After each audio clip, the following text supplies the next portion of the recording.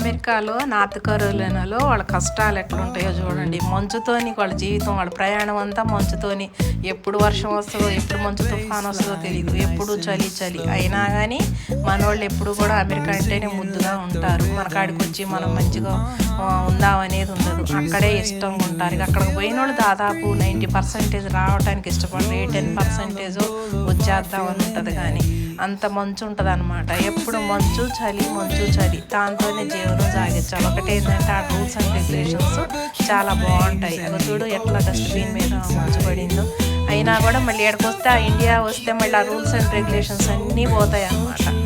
అసలు అది పక్కన నల్లగా ఉన్నది చూసారు, అది కూడా మంచే, కానీ అది నిన్నటిది మొత్తం పక్కకు నెట్టారు. ఎప్పుడు కూడా ఉప్పుతో ఉపయోగించి ఆ ఉప్పు ద్వారా ఆ మంచుని పక్కకు తొలగిస్తూ ఉండాలన్నమాట. ఇక అసలు రోజు అదొక పెద్ద పని. అన్నం కూర వండుకొని ఎలా తింటారో ఆ మంచు పడ్డప్పుడల్లా అదొక పెద్ద పనిలాగా ఉంటుంది అనమాట. అందరూ ఇక ఆడ పని వాళ్ళు ఉన్నా లేకపోయినా మనకి ఒక పని వాళ్ళు లాగా తప్పనిసరిగా చేసుకోక తప్పదు. మంచు ఇప్పుడు అరడు లోతు ఉంది. అమ్మాయి పాదం పెడితే చూడు ఎట్లా కనపడుతుందో. మినిమం ఒక అరడు ఉంటుందండి, అంత లోతు ఉంది. రోజు మళ్ళీ మన జీవన చర్యలకు అడ్డు రాకుండా శుభ్రం చేసుకుంటూనే ఉండాలి. జీవితమే అది.